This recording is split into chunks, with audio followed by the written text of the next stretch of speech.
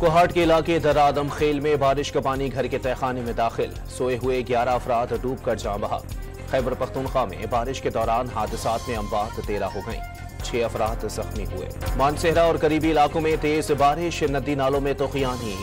कागान के मुख्तलिफ मकामात पर लैंड स्लाइडिंग से रास्ते बंद हो गए। महांडरी के मकाम पर मरकजी पुल पानी में बह गया। कराची के मुख्तलिफ इलाकों में हल्की और तेज बारिश, बरसात का मौजूदा स्पेल आज रात खत्म हो जाएगा। 4 अगस्त से दूसरा स्पेल दाखिल होगा।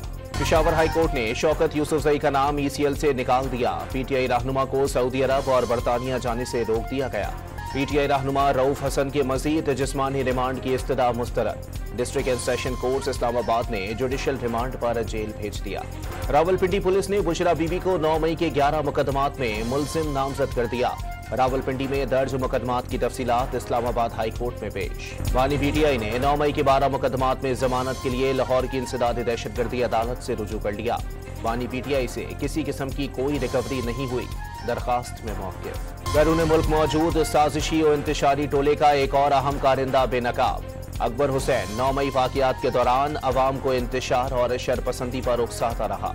98% पाकिस्तानी बिल अदा नहीं कर सकते, कारोबारी अफराद के लिए हालात इंतहाई मुश्किल हो गए। IPPs हुकूमत की मजबूरी नहीं, नालायकी है। हाफिज नईमुल रहमान का धरने से खिताब। IPPs का मामला उठा दिया, कोशिश है IPPs के मामले पर वजीर आज़म से मुलाकात हो जाए। मामला हल किए बगैर मुल्क के हालात बेहतर नहीं हो सकते। मुस्तफ़ा कमाल की प्रेस कॉन्फ्रेंस। कि इलेक्ट्रिक की मई और जून की फ्यूल एडजस्टमेंट की मद में ₹2.53 फी यूनिट बिजली महंगी करने की दरखास्त आज नेपरा में समाअत होगी।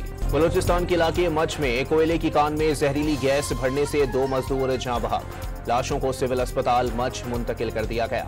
और पंजाब में कूड़ा टैक्स लगाने के लिए महकमा बल्दियात ने पंजाब भर की वेस्ट मैनेजमेंट कंपनीज को मरासला इरसाल कर दिया।